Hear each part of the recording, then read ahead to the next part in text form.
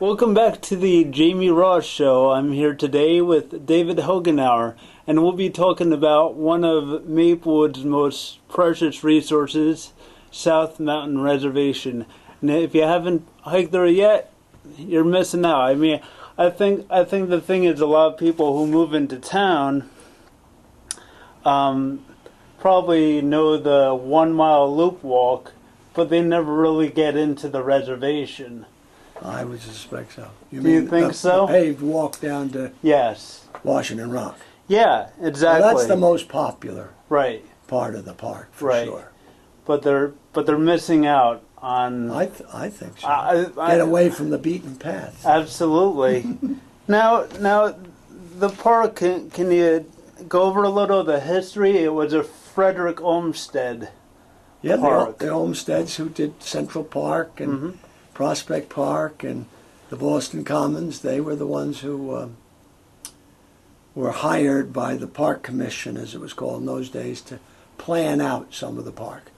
Right. But the idea was different than Central Park. This wasn't going to be an urban park. This was going to be a natural preserve. That's why the name reservation was given to it, rather than a park, rather than Brookdale Park or any of those here right in this county. So it was meant to be mostly left in its natural state, with certain areas developed a little bit. Right. I wasn't sure if the term reservation came from the Indians. No.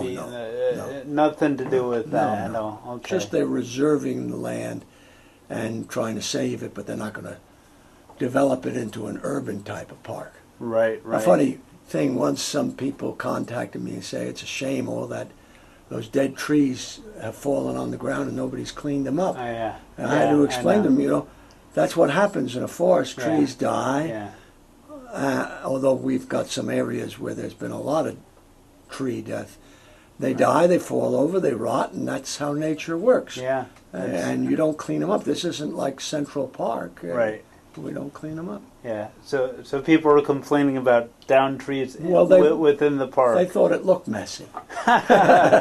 Okay. Nature, I guess, is messy sometimes. No, but it's, do you have any particular favorite trail? Do I have a favorite trail? Yeah. I like cutting across country. I see. And using a lot of different trails. I love doing that. Gotcha. I maintain part of the Turtleback Trail.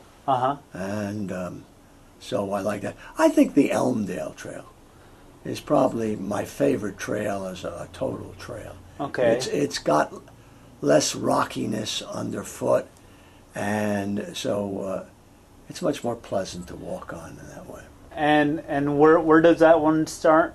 Well, it starts on the corner of Glen Avenue and Brookside Drive, just up from the Paper Mill Playhouse. Okay. And it goes up the hill there on the left-hand side, and it lands up almost at South Orange Avenue. It has a loop at the end. Okay. A little loop. It's mostly a single trail, but then there's a loop at the end. Yeah, one of my favorites that I always do, almost, until recently I've really started to get into the other areas, but I love going down next to South Orange Avenue, just all the pools and the water that eventually gets down to the waterfall. To me, the section above the waterfall is just as amazing as that's a very the waterfall. I call that the red dot trail because the blaze is white with a red circle in the middle. Yeah.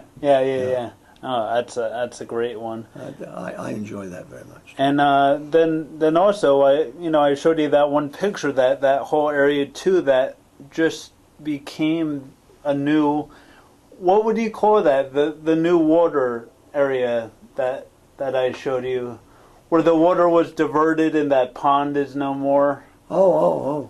Well, along the west branch of the Rawway River, there were a number of ponds. One, the dam broke in Hurricane Floyd in 1999. Okay. I think that's when the hurricane was. And they've never repaired that, so it's now just kind of a field, and I guess eventually little trees will start popping up in there. That didn't have a name. I see. The next one down is at Painter's Point. Painter's Point, right. And there a Boy Scout for an Eagle Project built a wooden walkway across the dam so people could get from one side of the river or the other. And that pond has silted in. And so that now in the middle of what was the pond is this whole island. And the river runs on both sides of it, although mostly on the western side of it now. Before Hurricane Floyd, it ran mostly on the eastern side of the island. Gotcha. And then there's Campbell's Pond and Diamond Mill Pond. Those are still big ponds, although Campbell's Pond is silting in at the northern end quite a bit. And now the whole reservation, is it all mostly in Maplewood? I mean, Maplewood, Milburn, and West Orange. Okay, so interestingly enough, none of it is in South Orange. Yeah. Something strange about the political boundaries. Yeah. And I always assumed that South Orange had part of it, but when you look at the boundaries carefully, the South Orange border runs right along the Newstead Park line. Right.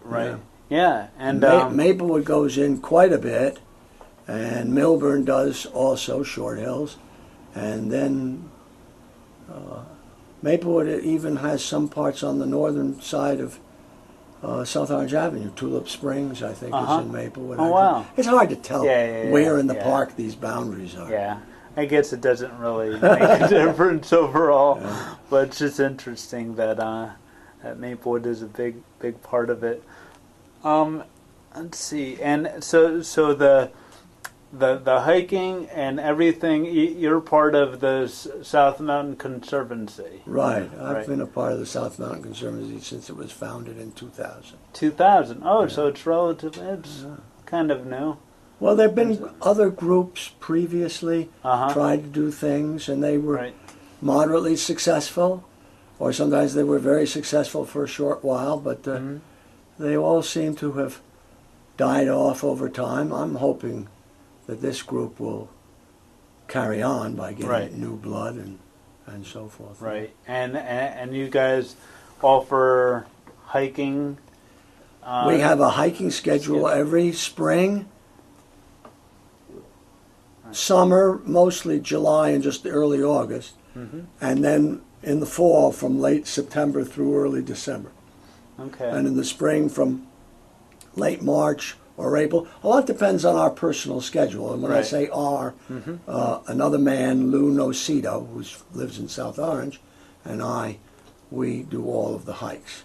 Okay. Except once in a while we'll have a guest person. We have somebody from the Audubon Society leading a bird walk this time, for instance. Right. So sometimes we'll have somebody special brought in. Gotcha.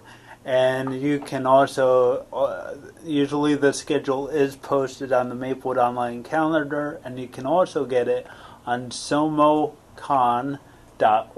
For South Mountain Conservancy. South Mountain Conservancy.